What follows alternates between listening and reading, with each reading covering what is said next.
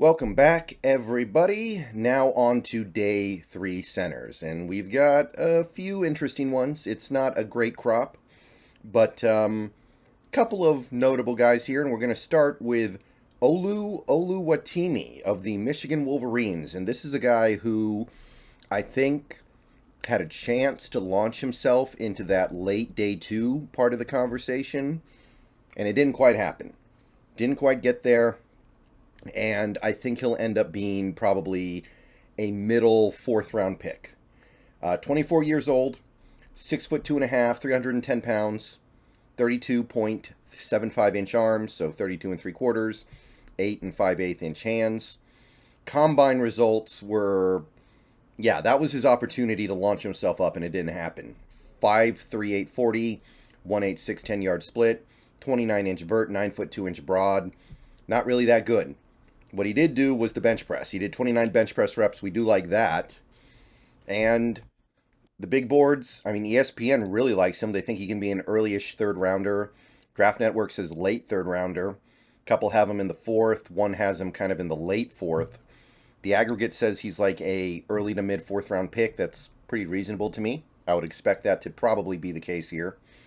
And his 2022 was a well-rounded quality year. 80.4 grade, 83 against the run, 76.7 against the pass, 74 zone, 80 gap. So a little bit better in gap, but versatile. And look, I think that versatility is valuable.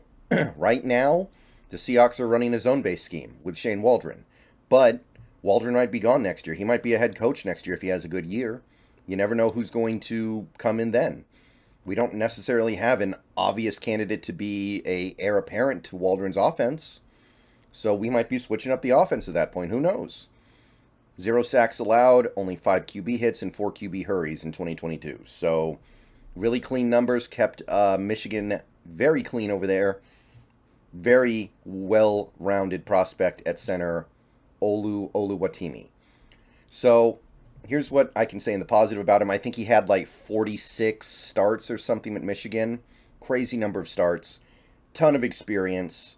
Again, not that this really matters for us, but he's probably ready to start day 1 if you really need him to. He's a very high IQ player, very smart in how he plays the position. He's really good pre-snap. He handles the blocking assignments well, the pointing. That thing that Austin Blythe was good at. He can point. He can point like an absolute champion.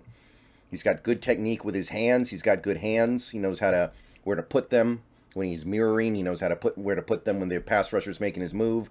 He's got a strong latch as well. He latches on and doesn't let go. Keeps that block engaged. He understands how to double team. He's a good double teamer. He's somebody who you can have double team a one tech to clear him out of the way. He can mirror the quicker interior lineman. And when he was in Michigan, he was capable of blocking at the 2nd level and on the move, which that's going to be the thing I keep an eye on here. A lot of these center prospects, they're talented, they're interesting, but can I trust them on the move? And he did it at college, I will say that. Now, even though he's not that tall, 6'2.5", he has issues with leverage. He can get out leveraged because he plays straight up too much. He doesn't have a lot of power. He's not super strong, even though he had a good bench press score. He does get bullied a little bit by stronger defensive linemen, I think. He's a little bit stiff, I think, in his movement. He's not great on the move. And even though he was fairly successful in Michigan, playing in space, I just wonder how it's going to translate to the NFL. And honestly, if I had to guess, I'd say it translates marginally, but it won't be anything great. Kind of like how I feel with JMS. He can do it in theory, but once he gets on that NFL football field, the speed of the game compared to college football is going to hurt. So I think he's got a low ceiling. I think that he's a pretty good scheme fit, so I'm kind of in the middle with him. He's all right. I would take him in the 4th round if you have an address center otherwise. I think that's fair. I think a 4th round pick for Oluwatimi is pretty fair here. I would be willing to hope that he can at least do the on-the-move stuff adequately. And based off what he did in college, I think that's a reasonable bet, even if I don't think he'll be able to do it at a super high level. If we have an address center by the 4th round, we're going to be getting pretty desperate. Okay. Now we have Jarrett Patterson of the Notre Dame Fighting Irish, and this guy kind of dropped like a rock over the last several months, I'd say. There was a point where he looked like the best center in the class. Now I don't even know if teams are looking at him as a center, and either way, he's nowhere near the top of the draft anymore.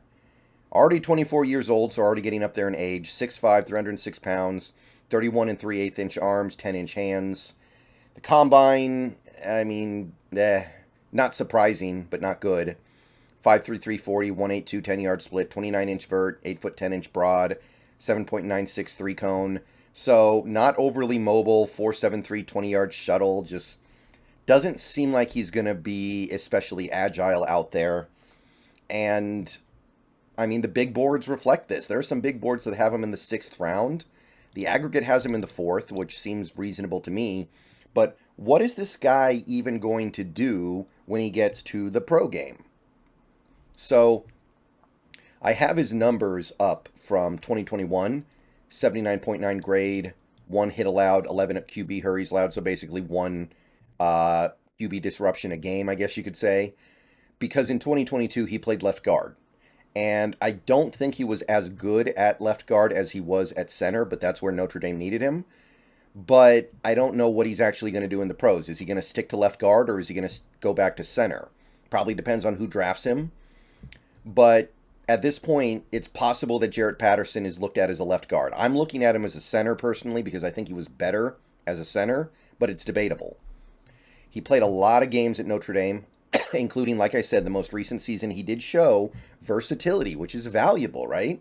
You definitely want to have a center who can play left guard well, or at least effectively. He's got good size. He's got a good frame. He's good at the leverage game. He gets low. He's not somebody, even though he's 6'5", he's not going to get out leveraged a lot. In run blocking, he knows how to use leverage. He's got a strong lower body. He's always giving maximum effort. He's another guy who's really good at double teaming and pushing guys out of the way in a double team. He's got good awareness and technique in pass protection, smart player, and pre-snap, he's got a strong understanding of what's going on. He knows how to direct his fellow blockers.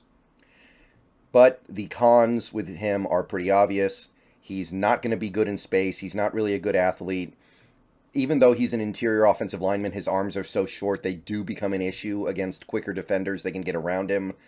Ability to pull and move down the line is not good. Like, generally speaking, you want him playing in the phone booth. That's not really what we're looking for. So, again, I don't even know if this guy's really a center anymore. I feel like he is, but it's not a guarantee. So Jarrett Patterson started the year as a guy I was really interested in, but at this point, I'm pretty far out on him. He's not a fit for our scheme.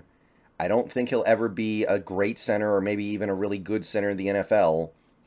The main appeal with him is that he'll be versatile because he can play some guard and some center, but I don't think it's enough. If he falls to the 5th round, okay, the value becomes good, and you can take him then and feel okay about it. But for me personally, Jarrett Patterson is a guy I've completely cooled off on. I don't think this combine, combined with what he showed on the football field, is indicative of what I'm looking for. Plus the fact that he spent the last year playing left guard, you just wonder, is he going to be able to adjust back easily? Sometimes it takes time. And granted, we have some time to burn, but I don't know if I have the time to burn on a guy who I'm not that interested in the first place. All right, so there are going to be a few more prospects later today, but that's my look at Oluwatimi and Jarrett Patterson. Let me know what you guys think. See you guys later. Go Hawks.